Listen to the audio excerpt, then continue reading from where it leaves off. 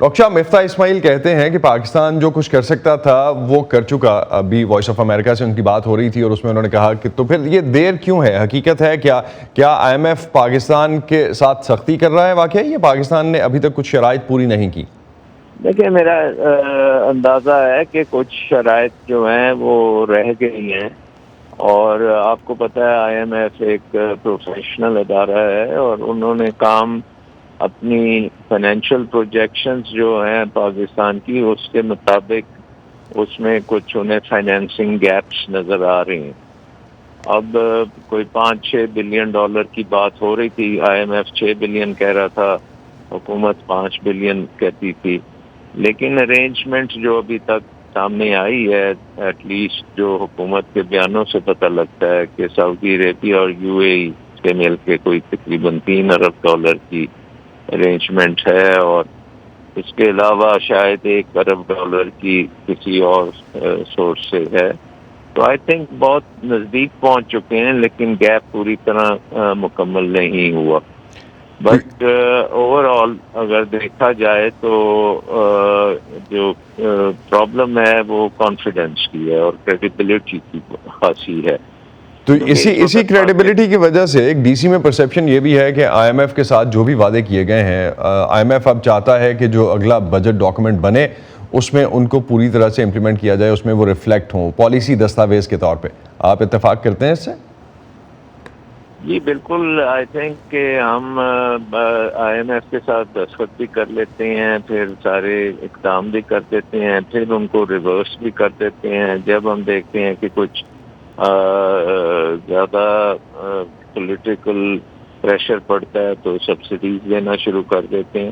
تو ہماری کریڈیبلٹی تو خاصی لو ہے، اور اب کیونکہ حالات اس وقت سیاسی بہت خراب ہیں، نظر آ رہا ہے کہ ایک پولیٹیکل کرائسس سالو نہیں ہونے جا رہا، اور کانسٹیٹیوشن کی بھی وائلیشنز ہو رہی ہیں. سپریم کورٹ کو کی اتھارٹی کو ایک قسم کا ریجیکٹ کیا جا رہا ہے گورنمنٹ کی طرف سے. تو یہ کریڈیبلٹی آپ کی کو بہتر نہیں کرتے اور خراب کرتے ہیں.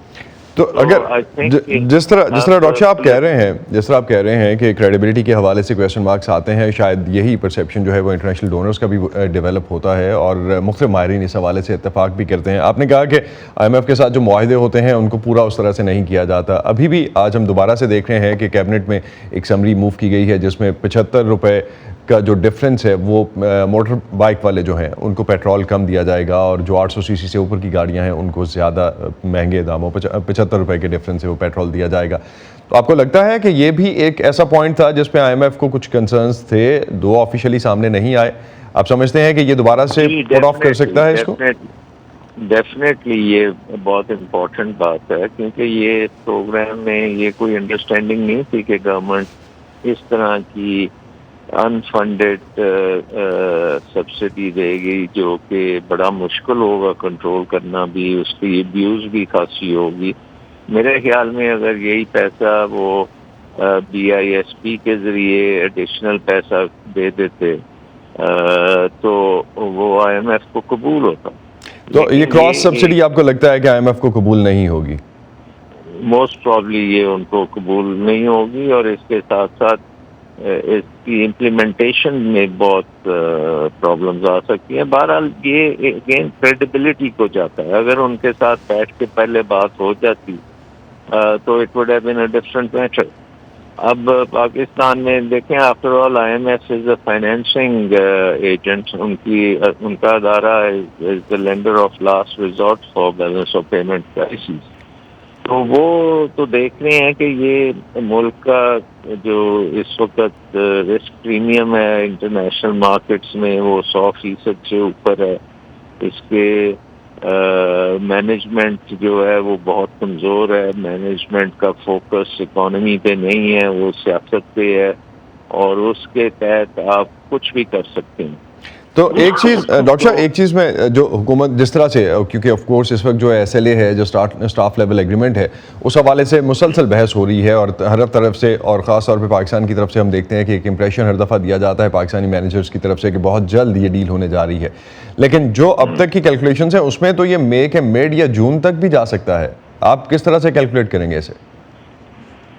دیکھیں آئی تھنک کہ اگر تو روڈ میپ آ جاتا ہے، جو ابھی سپریم کورٹ میں جو باتیں ہو رہی ہیں، اور سپریم کورٹ نے آج کہا ہے کہ آپ آپس میں بیٹھ کے کوئی ڈیٹ فکس کر دیں، اور اگر تو وہ فکس ہو جاتی ہے تو پھر آئی تھنک ایک روڈ میپ آ جائے گا، اور اس کی وجہ سے خاصی ٹینشن کم ہوگی، خاصی انسرٹنٹی جو بلڈ اپ ہوئی ہے وہ کم ہوگی.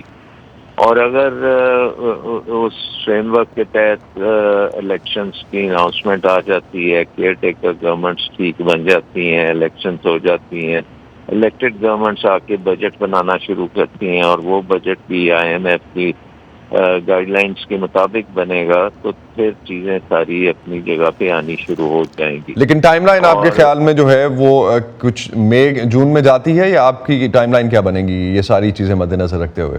آئی تھنک ہمارا بجٹ تو نارملی جون میں بنتا ہے، تو اس سے پہلے گورنمنٹ آ جانی چاہیے، اور جو بھی گورنمنٹ آئے اس کے پاس اتنی مہارت ہونی چاہیے کہ وہ بجٹ کو بڑی جلدی سے and with in the guidelines of the I M F کو. ڈاکٹر صاحب ایک چیز بالکل لاسٹ میں جاننا چاہوں گا، کیونکہ آئی ایم ایف کے پروگرامز میں بار بار ہم جس طرح سے جاتے ہیں، اور پاکستان تقریباً 22 پروگرامز میں جا چکا، 23واں یہ ہے، اور مفتاح اسماعیل سے جو بات ہوئی ہماری، وہ کہتے ہیں کہ پاکستانی معیشت ابھی بھی کم از کم اگلے 5 سے 7 سال تک جو ہے وہ آئی ایم ایف پروگرام سے باہر نہیں آ سکتی. آپ کیا سمجھتے ہیں، یہ اگلے پروگرامز کے بعد یا کسی لیول پہ طویل المدت بنیادوں پر مضبوط ہو سکے گی پاکستان کی معیشت؟ اپنے پیروں پہ کھڑے ہونے کے چانسز کیا ہیں؟